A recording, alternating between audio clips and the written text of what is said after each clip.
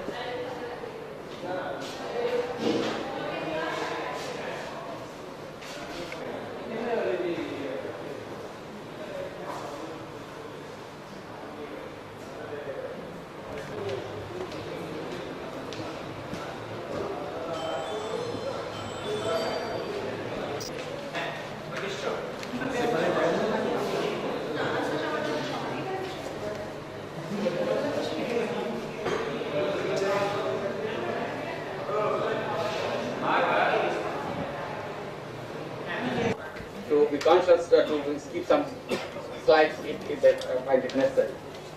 There will be presentation on for 45 minutes and question answer for 20 minutes.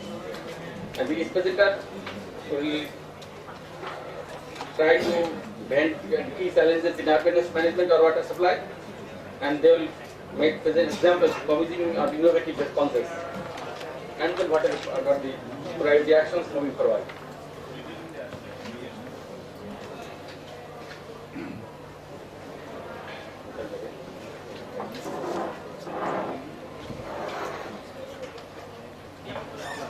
The panel members, they are here. They will present their respective presentations, and after that we will get time for 20 minutes for question and answers, and they will respond accordingly. Mr. Mohammad Khairul Islam, Country Dispute Water Aid, he will make the presentation. Dr. Islam has been associated with the drafting of the National Health Policy and National Population Policy of Bangladesh, and sits in several policy making committees related to water, sanitation and hygiene in Bangladesh and Indonesia. So now floor, I go over to Mr. Khairul Islam. Respected Chairperson and distinguished audience, for the benefit of time management, probably I will not use these slides, rather I will talk straight. When I agreed to participate in this session, I saw someone from the Executive Director of Waste Concern will be here, and I know they have got a very comprehensive paper which is available in their website about the kind of waste generated in Bangladesh, its typology, how it is affecting the water bodies, all those details are there. So I thought I wouldn't be actually repeating those, and I really don't need to. And those who are familiar with the recent World Bank study on the causes of pollution in Buriganga and rivers around Dhaka city, I mean, you know as a matter of general knowledge that how industrial waste, domestic waste, but another important element which is like almost 1/3 of any river pollution is human waste, which is basically nothing but water and fecal matters, to say very frankly. When we talk about the Singapore, that they use water recycled and for flush and other purposes, and even the Muslim community, which actually use water for ablution, consider that water as qualified for ablution and religious purposes. But if you look into the sources of that water, what is being recycled is basically nothing but actually human wastewater. In Dhaka city, if I say that apart from 600 plus tube wells which supplies water to every citizen, almost now more than 20% of the water is coming from the surface water from Buriganga and Chittorgarh. And that water is nothing but actually full of human waste, and Dhaka basically recycle those and bring it to the human consumption level. It won't be any exaggeration. In the year 2000, open defecation in this country was 40%. And in a span of 12 years, we have come down to the level of 4%.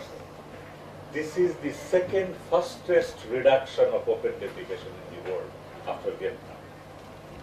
So we have numerous pit latrine which gets filled in 2 to 3 years' time, and we do not know what happens to them.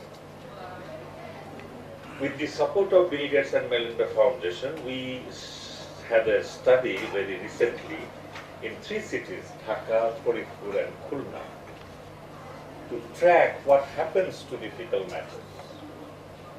And what we found in Dhaka city, if you ask any resident in Dhaka city what happens when they flush,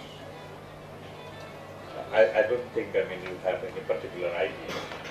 There is not much difference between a slum dweller in Korail who drops his fecal matter into the Gulshan Lake and a resident of Gulshan and Bonani who flush. For us it's 3 to 4 miles. All of them are ending into the water body. And when we went to Khulna or Faridpur, the situation is more or less same. Even the mayor is not aware what happens. But if you look into the nutrient value available in the fecal matters, now the new concept is to recycle them and bringing back into the nature from where all those nutrients came from, rather than letting them into the Buriganga river and flows into the Bay of Bengal. Why we are doing that? Because technologically and mentally we are kind of boxed with the traditional idea. We are not thinking in that way. And we have made a calculation. If I ask, I mean, do you know how much fertilizer we use in this country per year? It's almost like 3.5 million metric ton. And if you look into the amount of subsidy that government gives, and the current government is very generous in providing subsidy to the farmers, it's almost like 18 taka per kilo. So for fertilizer, government is giving huge amount of subsidy. Now if I ask another unpleasant question, that how much shit we produce this morning, each of us, and if you even make a very crude estimate of half a kilo, and then 160 million population, so how much fecal matter we produce this morning, and over 90% of that is water. But if you extract the mass into nutrient, we calculated and we found that we can actually produce 3 million metric tons of fertilizer, organic fertilizer, and we can save up to 5,400 crores of taka. And if you take a very conservative estimate, it will not less than 2,000 crore taka in a budget of 1. But if we can use energy a little bit, then the processing could be very easy, and all these river bodies could have been done. So what we recommend is that taking the experience of DPH's few plans, as well as some of the NGO experiences on this experimentation of fecal sludge management, we really need to have a serious urban policy or a strategy that what should happen to the fecal sludge. Would we really let them contaminate and pollute the water bodies the way it's happening right now across the country, and our study has substantiated that? Or we consciously invest per town or per union parishad and process it in such a way that nutrient that we derive goes back to the nature. I think if we take this ecological approach, not only the urban water bodies will be saved from pollution, also economically we will be saving a lot of resources. So with that note, I would like to conclude my presentation, and if there is any question, I will try to address later. Thank you.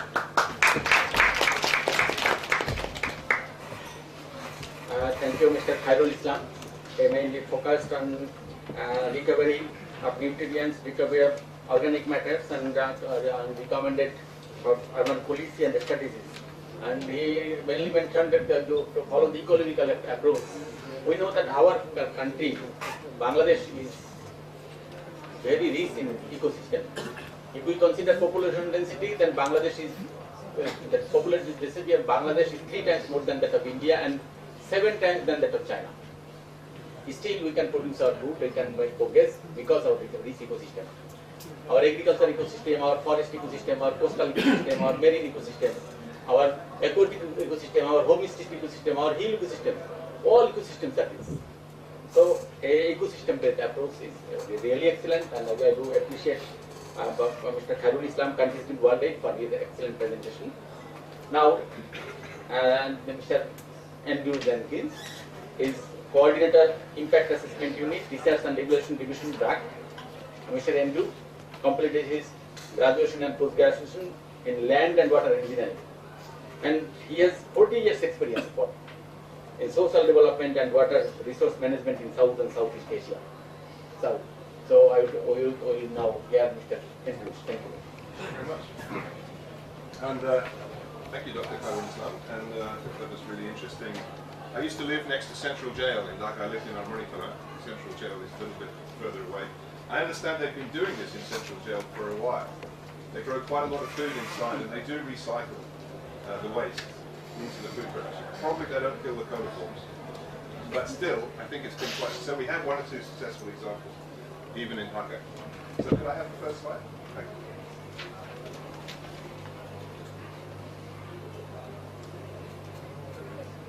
This one, yeah. Could you just do that for me and then I can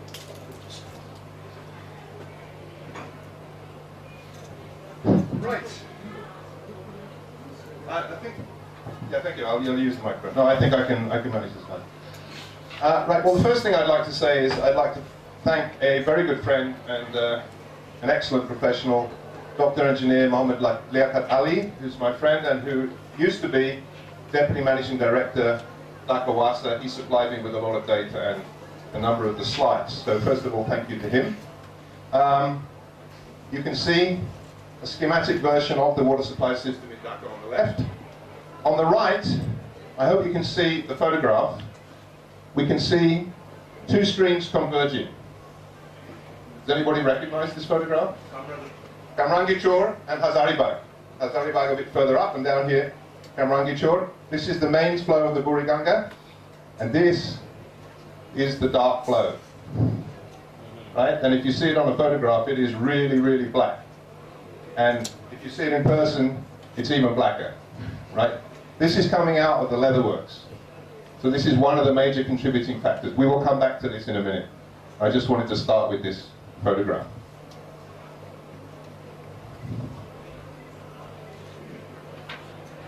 The information I'm going to tell you is based on personal experience. I have a very vital piece of equipment for understanding this problem. It's called a boat. That's my boat. It's called the Jushna, built in Mongla, now currently in Sabah. Originally at Rampura, but the pollution was so bad, we moved from Rampura to Pagla. Then pollution in Pagla got really bad, so I moved to Asholia. And finally I left Asholia, now I've got a mooring in Shaban. So I've been monitoring the pollution with my own personal monitoring instrument, that's my nose, for the last 10 years at least. And this is based on personal experience. And here's my survey team in the boat.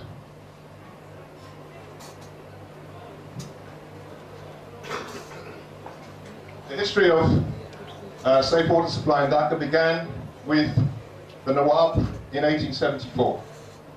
We will come back to him shortly. And that was the treatment station, treatment plant that he set up in Chandigarh. It's still there, as far as I know. The last time I went, it was still there. And it's treating surface water, which it has been doing for well over 100 years. The only problem is it's actually located here, which is perhaps not the best place in the current situation. And that's the fundamental problem of treatment of surface water, which Dr. Khairul already mentioned, and we will come back to that problem.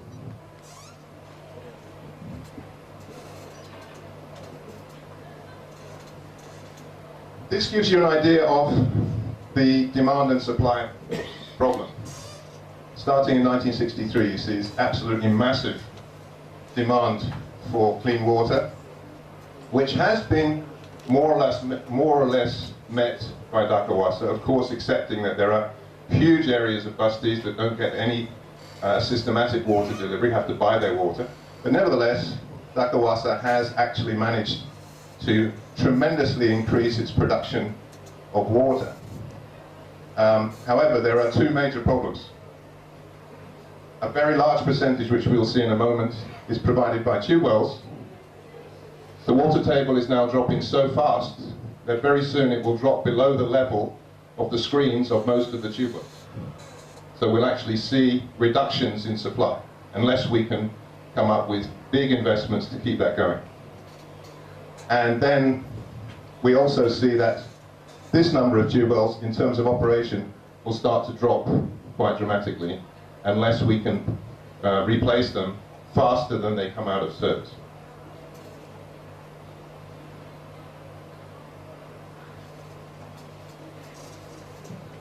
This is a very important graph. Currently, 87%, maybe it's slightly less at the moment, but around 87% is coming from groundwater. 13%, a little bit from Chandigarh, from the old station, and there's one other surface treatment station at Saidabad. This is a very dangerous situation because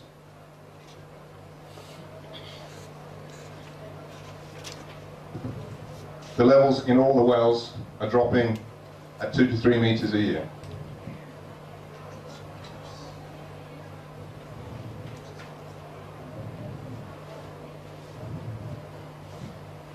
So this is a fundamental problem for the future supply. In the period that I've lived in Dhaka, the population has gone from 1 million to 15 million. It will continue to increase, not only because of natural population growth, but migration. And at that point, it will become increasingly difficult to meet the demand from tube wells. Plus, a large number of the existing tube wells will rapidly become unserviceable because of the dropping water. We can try to move to a deeper aquifer, but we should be very careful with the deeper aquifer, because if we're not careful, we could do the same thing and have the same problem. So there's a fundamental unsustainability, non-sustainability in the present situation.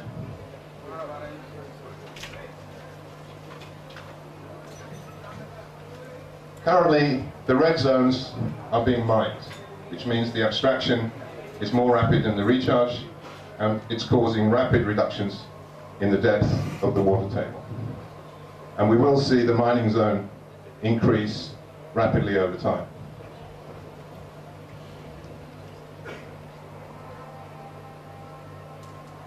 An important factor in the problem of the falling water table is the lack of recharge. What's happening is a previously natural area which naturally recharged because we have about 2,000 millimeters of rainfall, maybe slightly less, which is percolating into the groundwater. But since we now fill in all the open spaces and cover them with concrete and asphalt, recharge is no longer possible. And we see massive infill, illegal infill of water bodies and other areas which could provide recharge.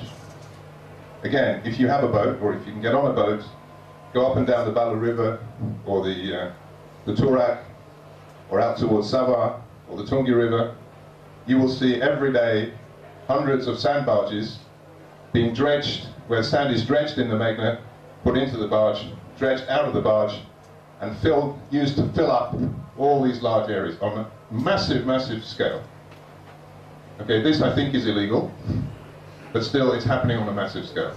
All the existing rivers are being used as transmission belts to fill up the open water bodies and the open spaces in Dhaka.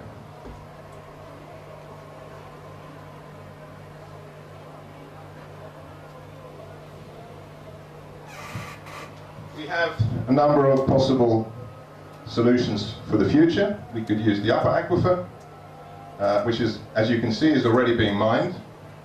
We could use the deeper aquifer. We have to be very careful. We could end up mining that too. We could use aquifers nearby and try and transport the water. But then again, we simply shift the problem. We could use and treat the water in the peripheral rivers. That's the obvious solution. In fact, that's where we started in 1874. But there's a problem. Or we could go to some of the larger rivers, the problem being they're much further away, so it's very expensive to build transmission systems, large diameter pipelines to use that water. A very good option would be rainwater harvesting, maybe construction of reservoirs, and regeneration of deep tube wells through promoting recharge, which I will show in a minute.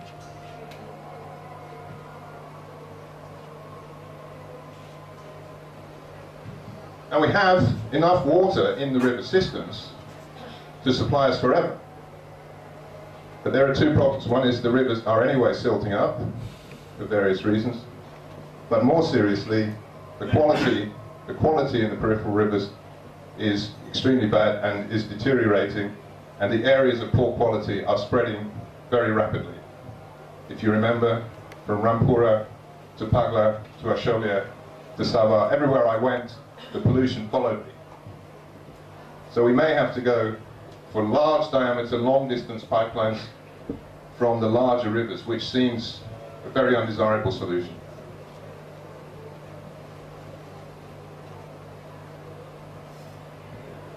These are all the peripheral rivers, and these are the problems. We've already talked about the domestic wastewater problem, but we also have major problems from industrial units. If you have a boat, you go past these units, you see the outfalls at the same level as your head and your nose, and you experience it directly. And it's not a nice experience. And one of the major problems I understand from the International Finance Corporation is the units, many of the units have invested in pollution treatment plants, but they bought the cheapest plants with the highest running costs because they didn't think they would really need to run them very much. Okay? So now it's going to be very expensive to run them because the purpose of buying them is not to run them, but to have them to show to your international buyers when they come to check that you've got them. So that's going to be a major problem.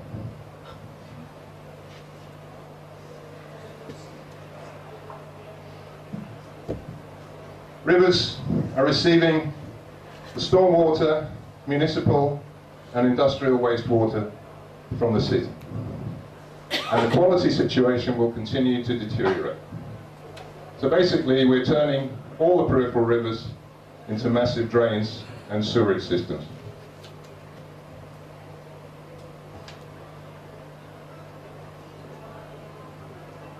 That's what it looks like, right?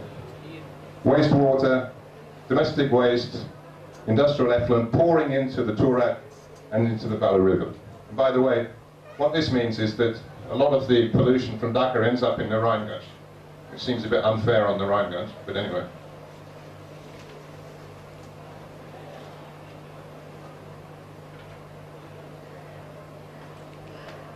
And then we have the new industrial areas. They're also contributing. They're producing industrial effluents which are coming into the peripheral rivers from the outside. So the rivers are getting it from both sides. So I'm getting to the end here, just to summarize. Big urban population increasing rapidly, currently supplied mostly from groundwater, falling rapidly, surface water is available, but highly polluted. That's the essence of the problem. By the untreated effluent and industrial waste. So the pollution is not just a problem for the rivers, it's a problem for us too, because if we don't do something about it, our water supply system is going to fail as a result. A couple of quick solutions. This is a nice one which is implemented by WASA.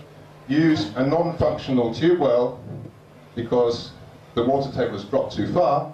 We can use it to pond rainwater on the roof and recharge the aquifer directly. That's one interesting option. Another one, of course, is Arjiji.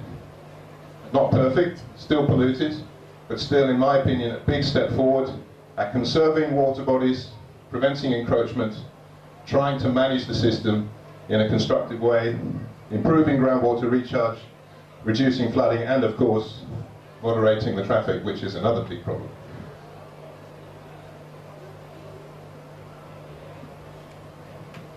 Now, how can we move forward?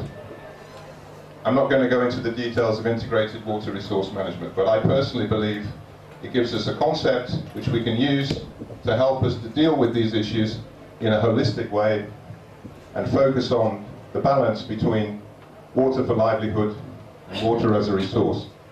That could be a discussion for another day, but I think we need an overall integrated approach. We need to think about the environment, we need to think about people, and we need to think about the needs of industry, and these all have to be balanced, which is clearly not the case at the present time. So I have one more urgent recommendation. Move the Jatja Shongshat to the Nawab Bari. For those who don't know, what the Nawab Bari is also the Asad Manjil. It has two names, sorry. For those who don't know, the Nawab Bari is a beautiful old building on the bank of the Buriganga. Someone said to me yesterday, you can't actually see the river anymore because they built up in front. I said, no, you can't see it, but you can smell it. Okay, so that is my priority action. And just to reinforce that, would like to read a very short poem I've written called The Rhyme of the Ancient Rivers of Dhaka.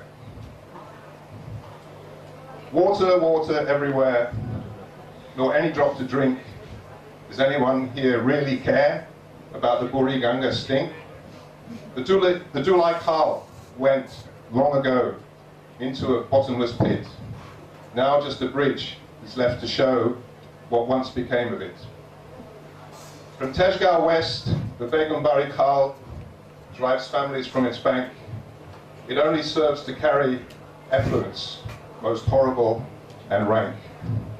The Pagla Pool once crossed a tranquil stream and waterway. Its former function now long lost, its beauty with its madness pass away. The Sitalokya